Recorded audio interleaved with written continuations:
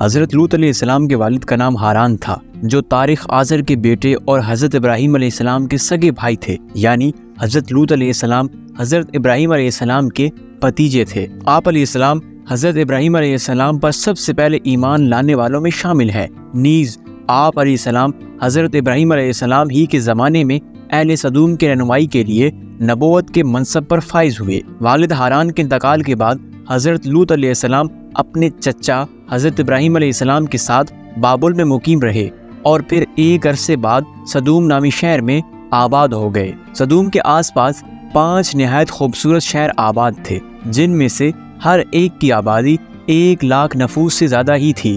یہ علاقے نہایت سرسبز و شاداب اور قدرت کا حسین شاہکار تھے۔ باغات کی کثرت تھی تو لہلاتے کھیت یہاں کے باسیوں کی ضروریات سے کہیں زیادہ تھے، اور یہی وجہ تھی کہ کرب و جوار کی بستیوں کے باسی بھی اپنی معاشی اور غذائی ضروریات کے لیے ان بستیوں کا رخ کیا کرتے، مگر یہ بات ان بستیوں کے لوگوں کو بالکل بھی پسند نہ آتی۔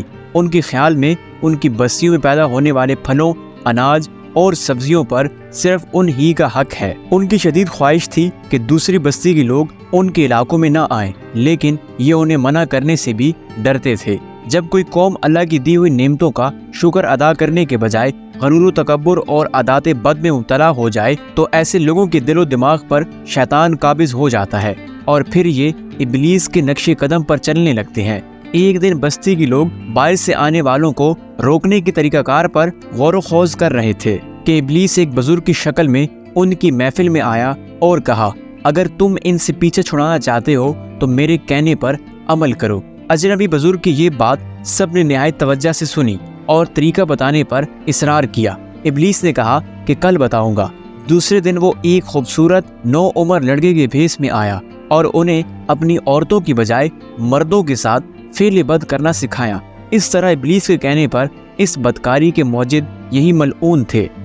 انہوں نے شیطان کی ایما پر ایک ایسا گناہ ایجاد کیا جس کا اولاد آدم میں اس سے پہلے کسی کو خیال تک نہیں آیا تھا۔ یہی وہ وقت تھا کہ جب اللہ تعالیٰ نے حضرت لوط علیہ السلام کو نبی بنا کر اس قوم کی اصلاح کے لیے بھیجا۔ حضرت لوط علیہ السلام نے ان کو توحید کی دعوت دی اور بیہودہ حرکات سے منع فرمایا۔ قرآن پاک میں اللہ تعالیٰ فرماتا ہے، اور لوط کو یاد کرو جب انہوں نے اپنی قوم سے کہا کہ تم بے حیائی کے کام کیوں کرتے ہو؟ کیا تم عورتوں کو چھوڑ کر لذت حاصل کرنے کے لیے مردوں کی طرف مائل ہوتے ہو؟ حقیقت یہ ہے کہ تم احمق لوگ ہو۔ حضرت لوط علیہ السلام اپنی قوم کی عادات بد کی وجہ سے بڑے فکر مند رہتے اور دن رات انہیں نصیحت و تبلیغ کرتے رہتے، لیکن قوم پر اس کا کوئی اثر نہ ہوا، بلکہ وہ مزید ڈٹائی اور ہٹ دھرمی کے ساتھ فخریہ انداز میں یہ کام کرنے لگے۔ اس کے ساتھ ہی وہ حضرت لوط علیہ السلام کے ساتھ بھی سخت رویہ رکھتے اور ان کی باتوں کا مذاق اڑاتے۔ ارشاد باری تعالیٰ ہے، اور قوم لوط نے بھی پیغمبروں کو جھٹلایا جب ان سے ان کے بھائی لوط علیہ السلام نے کہا کہ تم کیوں نہیں ڈرتے؟ میں تو تمہارا امانت دار پیغمبر ہوں، تو اللہ سے ڈرو اور میرا کہنا مانو، اور میں تم سے اس کام کا بدلہ نہیں مانگتا، میرا بدلہ رب العالمین کے ذمہ ہے۔ کیا تم اہل عالم میں سے لڑکوں پر مائل ہوتے ہو اور تمہارے پروردگار نے جو تمہارے لیے تمہاری بیویاں پیدا کی ہیں ان کو چھوڑ دیتے ہو؟ حقیقت یہ ہے کہ تم حد سے نکل جانے والوں میں سے ہو۔